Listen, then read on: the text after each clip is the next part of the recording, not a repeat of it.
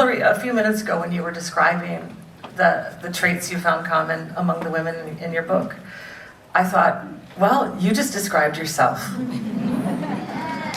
woman could have... So, I guess, running for president was a gutsy decision. In 2008,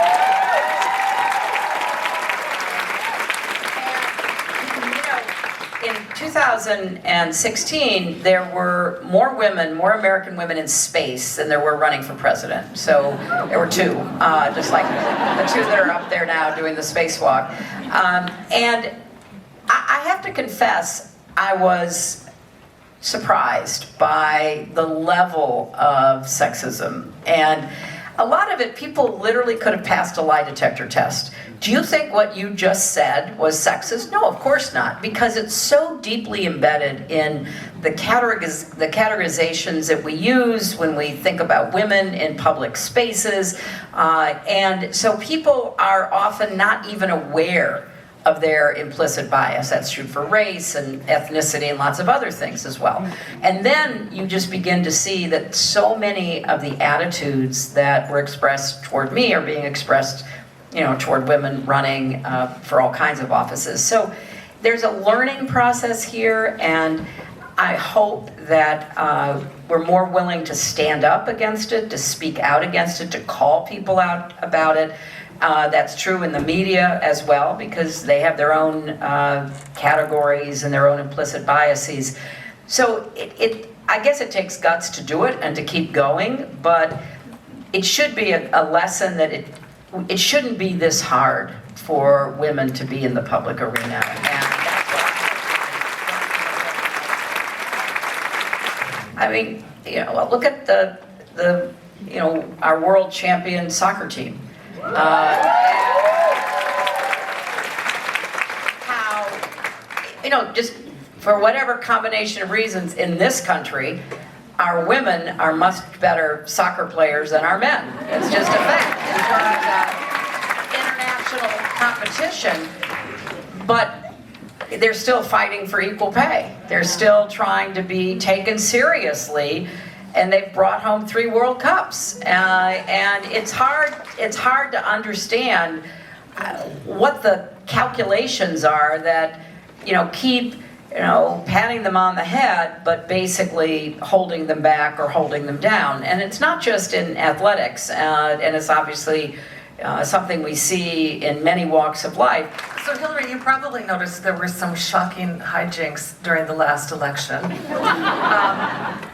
We know several things.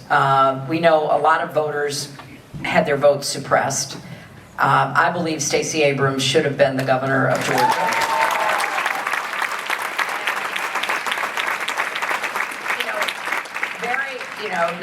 Non-partisan, independent, objective studies have shown that probably 80,000 or so Georgians were prevented from voting.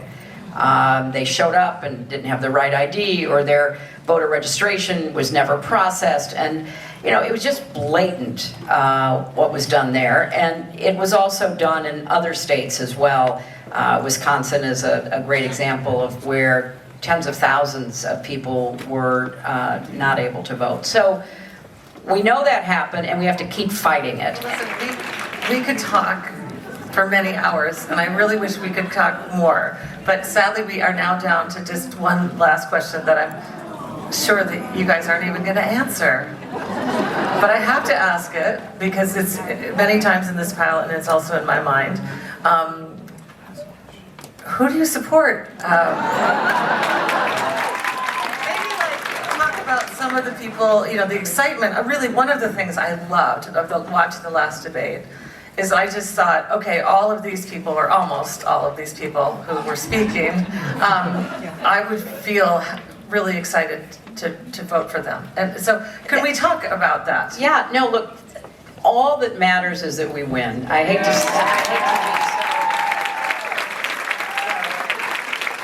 so simplistic about it.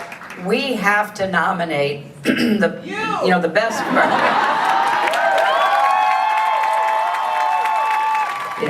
very able, very admirable candidates who are vying for the nomination.